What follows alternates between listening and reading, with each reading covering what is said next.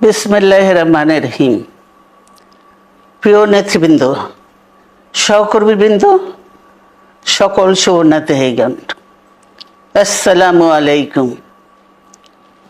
প্রতি বছর মে মাসের এই দিনটি আমাদের পরিবারে আসে এক বেদনা বিধুর স্মৃতি নিয়ে। এই দিনে শুধু আমাদের পরিবার নয়, বরং সমগ্র দেশই হয়ে উঠে পড়েছিল বেদনার্ত ও অভিভাবকহীন।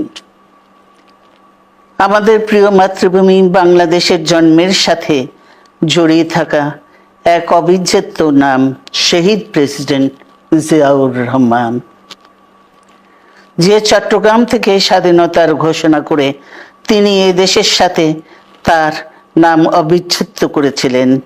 সেই চট্টগ্রামেই এক সফল, সৎ, দূরদর্শী ও প্রকৃত দেশপ্রেমিক প্রেসিডেন্ট হিসেবে নিজের জীবন উৎসর্গ করেছেন।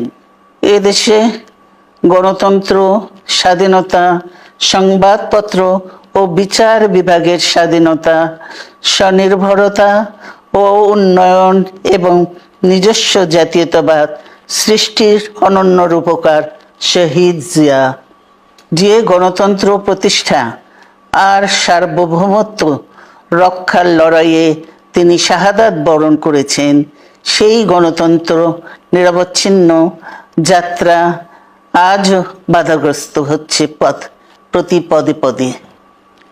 খুব শীঘ্রই আমরা বাংলাদেশকে গণতন্ত্রে পুনঃপ্রতিষ্ঠিত দেখতে পাব।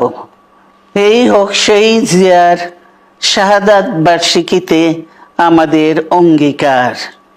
এই লক্ষ্যে সুশৃঙ্খলভাবে এগিয়ে চলার জন্য আমি বিএনপির সকল পর্যায়ের নেতা কর্মী ও দেশবাসীর প্রতি আহ্বান জানাচ্ছি। মনে রাখবেন, সবার জন্য গণতন্ত্র ও উন্নয়নের মাধ্যমে সকল সমস্যার সমাধানের যে রাজনীতি শহীদ জিয়া রেখে গেছেন, তা বাস্তবায়নের মাধ্যমে তার প্রতি শ্রদ্ধা জানাতে হবে। আমরা তার বিদায়ী আত্মার মাগফিরাত কামনা করছি। আল্লাহ হাফেজ। বাংলাদেশ জিন্দাবাদ।